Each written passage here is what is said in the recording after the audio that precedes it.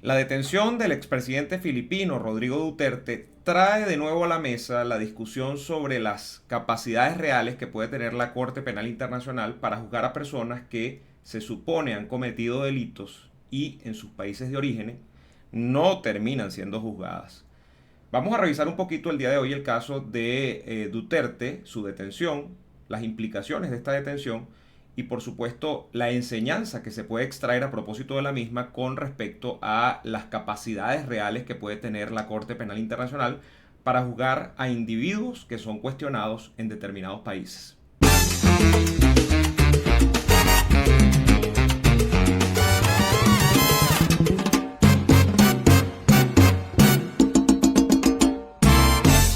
Muy bien, señores, bienvenidos otra vez al canal. Muchísimas gracias a todos por estar acá conmigo nuevamente. Hoy vamos a traer un tema que considero es un tema súper interesante, a pesar de que hablamos de un país que no es el que más resuena en las reseñas de prensa habitualmente, no es lo que uno lee habitualmente en las noticias, y hablo de Filipinas, este país del sudeste asiático, pero que en el caso de la detención de Duterte es muy interesante porque, pues como decía en la introducción de este video, genera nuevamente incentivos para un debate sobre las posibles consecuencias que tiene portarse mal y cómo esas consecuencias pueden ser juzgadas o no por organismos como la Corte Penal Internacional, por cierto, también conocida como Tribunal Penal Internacional, sobre todo lo he visto en medios europeos, así se le dice, TPI, por sus siglas, Tribunal Penal Internacional. Muy bien, bueno, habría que comenzar por decir quién es Rodrigo Duterte. Rodrigo Duterte fue presidente de Filipinas entre 2016 y 2022, creo. 2016-2022. Y para hacer un rápido paneo de lo que fue su mandato, tendríamos que decir en principio que Duterte se planteó desde un principio la liberalización de la economía de Filipinas, pero sobre todo la lucha encarnizada contra el tema del narcotráfico, que azota en buena medida a bastantes países del sudeste asiático y que en Filipinas no era la excepción. Consecuencia inmediata, consecuencia por la que el día de hoy Duterte está detenido en La Haya, en la Corte Penal Internacional. La consecuencia inmediata es que se supone que de acuerdo a los conteos oficiales, Duterte terminó matando a cerca de 6.000 personas para combatir el narcotráfico, las mafias del tráfico de drogas y todo lo que tenía que ver con el mundo del crimen en Filipinas. Esto le valió muchísimas críticas, de estas críticas que siempre hay en organismos internacionales, que ustedes conocen mejor que yo, que si todo lo que tiene que ver con la lucha de los derechos humanos, etcétera, etcétera, etcétera, al punto de que estas organizaciones dicen, el señor Duterte no mató a 6.000 personas. El conteo extraoficial en algunos casos asciende a 30.000 muertos en la lucha contra las mafias de la droga en Filipinas. En fin, no pasó nada y Duterte terminó su mandato, entregó el poder y desde hace un tiempito para acá, Filipinas tiene nuevo presidente. El nuevo presidente es, por cierto, Ferdinand Marcos Jr. Y cuando digo Ferdinand Marcos Jr. me refiero al hijo del famoso dictador filipino Ferdinand Marcos, que gobernó Filipinas entre los 60 y los 80, cerca creo que de 20 años. Algo así como que desde el 65 hasta el 84 o 85. Recuerden ustedes eso. Y bueno, este señor, este caballero que llega a la presidencia de Filipinas, además, y aquí está el hecho interesante, lo hace con la hija de Duterte de la mano como fórmula vicepresidencial. Sí, la hija de Rodrigo Duterte era o es hasta ahora todavía la vicepresidente formal de Filipinas. Y era una alianza entre algo que se ve mucho en determinados países, pero sobre todo también se está viendo en Filipinas, entre una suerte de oligarquía que se va tejiendo en torno a los sectores políticos donde pues los apellidos, las familias, muy reducidas, unos grupos muy pequeños, son los que terminan acumulando el poder político. En el caso de Filipinas hablamos ya de Ferdinand Marcos, en este caso es su hijo, y la compañera de fórmula es la hija del que viene de ser presidente, de Rodrigo Duterte. Se llama ella, por cierto, Sara Duterte, una encantadora persona que ya vamos a comentar en profundidad. Pero bueno, vicepresidenta de Filipinas, presidente Ferdinand Marcos Jr., y se empiezan a producir tensiones dentro de esta coalición de gobierno, dentro de esta familia, porque así lo han reseñado distintos medios y de hecho quisiera mostrarles en pantalla más o menos cómo lo ve la prensa mundial. Aquí hablamos, bueno, esta es la detención, ya vamos a volver para acá, pero fíjense este interesante artículo que sale en este medio en inglés que se llama The Conversation. Realmente yo lo he traducido para que lo puedan ver ustedes en traducción simultánea acá. Pero fíjense cuáles son las primeras partes de este artículo. La política en Filipinas está plagada de rivalidades entre clanes, en el mejor de los casos. Recuerden ustedes que estas traducciones de Google no son demasiado buenas, ¿no? Pero fíjense. Pero los recientes acontecimientos han hecho estallar una caja de serpientes. Una vicepresidenta amenaza con asesinar a su propio presidente, mientras el país se tambalea por un sexto tifón en un mes. Mientras tanto, su padre, el expresidente, que en este caso es Rodrigo Duterte, es interrogado por el Senado sobre su presunta participación en escuadrones de la muerte. Y volvemos a la cámara acá. Creía que me veía en la cámara pequeña, pero bueno, nada, estoy probando también muchas cosas acá cuando estoy grabando en vivo. Y fíjense, en vivo no, porque esto es un programa grabado, pero cuando estoy utilizando este software, que es el mismo que estoy utilizando para salir en vivo. Fíjense, muchas cosas acá. Ya estaba siendo investigado por el Senado Rodrigo Duterte, pero aquí se menciona un hecho importantísimo. La señora Sara Duterte, la hija de Rodrigo, ya había amenazado incluso al presidente Ferdinand Marcos Jr., porque allí estallaron una cantidad de rivalidades grandísimas por los intereses de la familia, por las formas incluso de gobernar, y ya lo vamos a profundizar. Y bueno, esta señora que terminó siendo apartada, no formalmente, pero sí virtualmente del cargo, sigue siendo vicepresidenta de Filipinas. Fue apartada hacia un rincón, le quitaron competencias, la dejaron relegada, pues la dejaron con los crespos hechos, como decimos nosotros los venezolanos en criollo. Esta señora, pues incluso dijo que si a ella le pasaba algo, ella de alguna manera combinaba a que el actual presidente Ferdinand Marcos Jr. fuese asesinado. Y allí estalló una polémica. Allí estalló una polémica donde el presidente ha dicho, aquí lo vemos, que va a contraatacar por la amenaza de asesinato de su ex vicepresidente. Aquí dicen ex vicepresidente. Yo tengo entendido que la hija de Duterte sigue siendo vicepresidenta, pero que no ha entregado el cargo porque además la van a someter a un juicio político en el Congreso, y dijo que hasta que ella no entregue hasta que ella no esté siendo juzgada, ella no va a entregar el cargo. Y bueno, entre otras cosas. Ahora bien, yo les decía que hay una cantidad de elementos que han divorciado a estas dos familias, pero uno de esos elementos, los más interesantes, por ejemplo, que yo he conseguido, es el de la política exterior de Filipinas. El señor Ferdinand Marcos Jr. ha hecho una política de acercamiento desde que llegó al poder a Estados Unidos. Hablamos de un país del sudeste asiático, como les decía, que tradicionalmente ha tenido muy buenas relaciones con China y también con Rusia, pero sobre todo con China. En este caso, entonces, lo que quería decirles es que el señor Marcos Jr. abandonó esa cercanía con China y se ha ido más hacia los Estados Unidos. Fíjense, este artículo de Council on Foreign Relations dice algo al respecto. Siguiendo una política muy diferente a la de su predecesor, Rodrigo Duterte, que es el presidente filipino, el expresidente filipino, a la de su predecesor, Rodrigo Duterte, el presidente filipino actual, que es Ferdinand Marcos Jr., ha acercado a Manila al bando estadounidense, más que cualquier otro líder del sudeste asiático, convirtiéndose aparentemente en el primer líder de esta región en elegir a Estados Unidos, elegir entre Estados Unidos y China. Es una decisión que los estados del sudeste asiático desean evitar desesperadamente, incluso a medida de que se vuelven más dependientes del comercio con China y temen el autoritarismo de Pekín y la represión de la empresa privada en su país, la creciente asertividad en el mar de China meridional y la amenaza de Taiwán, entre otros desafíos provenientes de Pekín.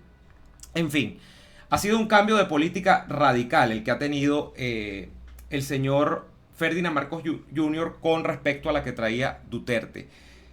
Ahora bien, ¿por qué digo todo esto? Porque realmente acá en el fondo, y quisiera ahorita detenerme también en cómo fue la detención del señor Duterte. Realmente acá lo que está en el fondo es un problema de familias, entre clanes familiares. Realmente aquí lo que está en el fondo es un tema de intereses creados dentro de esa familia para de alguna manera sostener una cadena de privilegios que se tienen pues en determinadas clases políticas en determinados países. Este es el caso de Filipinas, que es el que estamos abordando el día de hoy. ¿Por qué quise hacer un poco este video? Porque realmente cuando se plantea el tema de la Corte Penal Internacional, hay gente que le adjudica a este ente internacional una especie de cadena de superpoderes y que esos superpoderes pueden llevar a que se generen precedentes en el mundo que, por cierto, terminen siendo de alguna manera agua para el molino de casos como el que tenemos en Venezuela, donde Maduro pues ha sido denunciado en la Corte Penal Internacional desde hace años, y ustedes saben que hay unos casos abiertos allí, pero donde el elemento principal cuando uno se traslada al análisis de Filipinas tiene que ser cómo se produjo la detención de Duterte, en qué contexto, es decir, cuáles son los antecedentes que había para que se produjese esa detención y cuáles van a ser las implicaciones. Entonces, vamos a ver un poquito de la detención, o sea, cómo fue detenido finalmente el señor Rodrigo Duterte. El expresidente filipino Duterte es detenido por orden de la CPI por su guerra contra las drogas. Fue detenido por la Policía Nacional a su llegada de un viaje en Hong Kong. Duterte fue arrestado en relación con un caso de crímenes de lesa humanidad que fue presentado en su contra por su sangrienta lucha contra las drogas, informó el gobierno filipino. Entonces, bueno, aquí está, incluso hay fotos del despliegue policial cuando lo detuvieron. Dice, la sorpresiva detención provocó una conmoción en el aeropuerto, donde abogados y ayudantes de Duterte protestaron vociferando porque junto con un médico y abogados se les impidió acercarse a él después de que fuera puesto bajo custodia. Se trata de una violación de su derecho constitucional, declaró a la prensa el senador Bong Go, que es un estrecho aliado de Duterte. La oficina en Manila del Interpol recibió una copia oficial de la orden de detención de la Corte Mundial, dijo el gobierno. No está claro dónde fue llevado Duterte por las autoridades. El gobierno filipino confirmó que el ex líder, que de paso tiene 79 años, se encontraba en buen estado de salud y fue examinado por médicos gubernamentales. Luego hay un desarrollo de esta noticia donde Duterte efectivamente es puesto a disposición de la Corte. Está actualmente en La Haya.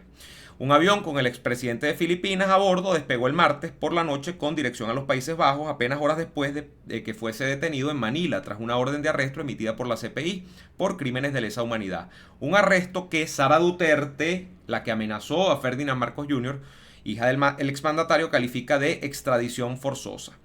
El expresidente filipino tendrá que rendir cuentas a la justicia por crímenes contra la humanidad en relación con su polémica y sangrienta gestión de lo que se denomina guerra contra las drogas. Según las informaciones locales, junto a Rodrigo Duterte subieron al avión su exsecretario Salvador Medialdea, un enfermero y un asistente.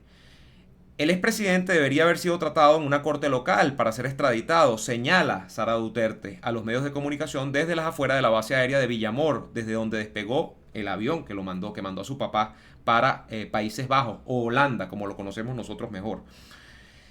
Las investigaciones. La CPI comenzó a investigar las ejecuciones extrajudiciales de civiles bajo el mandato de Duterte el 1 de noviembre de 2011, cuando aún era alcalde de una ciudad sureña, el alcalde de la ciudad sureña de Davao, creo que se pronuncia, hasta el 16 de marzo del 19 como posibles crímenes contra la humanidad.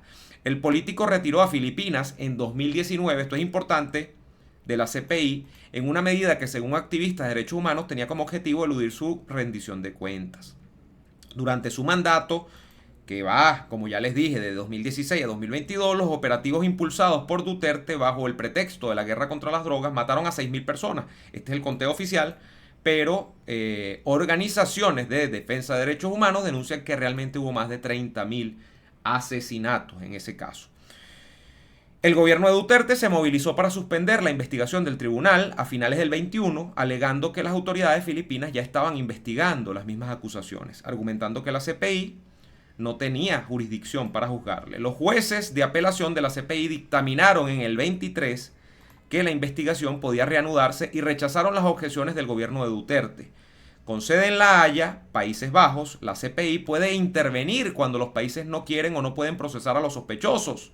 Esto no suena tan familiar a nosotros, no suena tan cercano, tan ahí, de los crímenes internacionales más atroces, como son genocidio, crímenes de guerra y crímenes de lesa humanidad. Miren, para puntualizar y finalizar. Detenido en el aeropuerto de Manila, detenido porque el gobierno actual tiene una pugna, una riña familiar con la familia Duterte, valga la redundancia, y específicamente con su hija, que nada más y nada menos que amenazó con matar al presidente actual, Ferdinand Marcos Jr., detenido además por una situación particular, que es la que no comentan los medios. Cuando se habla de que el poder que tiene la Haya, el poder que tiene el Tribunal Penal Internacional o la Corte Penal Internacional, como la conocemos nosotros, y es detenido es fundamentalmente porque está fuera del poder, porque además se le apagó la estrella y porque la hija está en la mirilla del actual gobierno y, bueno, está en salsa y no es de tomate, como decimos también en Venezuela. Es detenido finalmente porque no tiene mecanismos para prevalerse del poder y evitar la detención. Ese es todo el caso. Y fíjense que es el Estado filipino, el gobierno actual, el que termina disponiendo de una aeronave, de un avión y lo termina mandando a Países Bajos. Si no hay la disposición de un gobierno local para una persona que dentro de ese país sea apresada y puesta a la justicia, en manos de la justicia internacional, en este caso el CPI, yo veo muy difícil que los mecanismos de la justicia internacional se activen en casos como los de Duterte o cualquier otra persona. Y eso es lo que hace que mucha gente cuestione el tema de la Corte Penal Internacional, de las capacidades reales que tiene para juzgar, más allá de toda la miríada de cuestionamientos que hay sobre la Corte Penal Internacional y su politización, su sesgo político.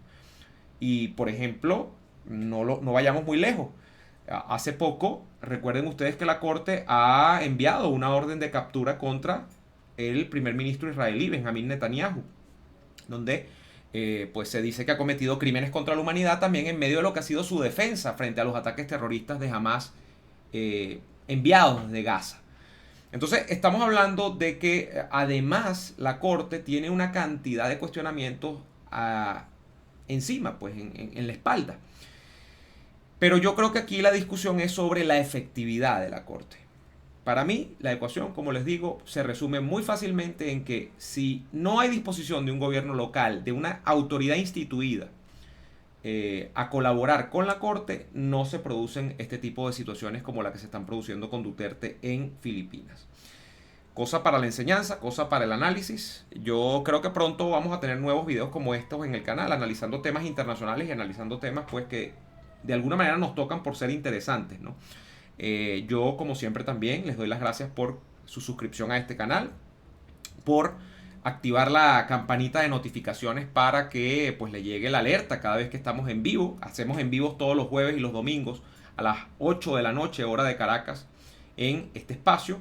Gracias también por dejarme tu comentario si te parece interesante lo que he dicho el día de hoy y quisieras que comentase además sobre temas parecidos o temas que crees que son de interés a nivel internacional, pues perfectamente abierto a ello y nos lo puedes dejar a través de tu comentario en la casilla de los comentarios que está acá debajo. También, por cierto, muchísimas gracias a la gente que le da like al video. Si nos das like, ayudas a que este video se viralice en YouTube y que por supuesto el canal tenga muchísima más visibilidad dentro de este espacio. Y enormemente agradecido con la gente que se toma la molestia de suscribirse a nuestro Patreon. Hemos publicado esta semana nuestra nueva hoja de ruta, ya la número 37. Si tú hoy te suscribes a nuestra cuenta de Patreon en la membresía full, vas a desbloquear de una vez, qué viveza, ¿no? Qué papayita. Mamá con yuca, como decía el Conde del Guácharo cuando era gracioso. Vas a desbloquear 37 hojas de ruta que hemos publicado allí en Patreon. Muchísimas gracias también a la gente que ha colaborado con este canal a través de pues su colaboración en nuestra cuenta de PayPal, cuyo enlace dejo en la descripción de este video. Sin mucho más que decir, les mando abrazo enorme y nos vemos en la próxima. Chao.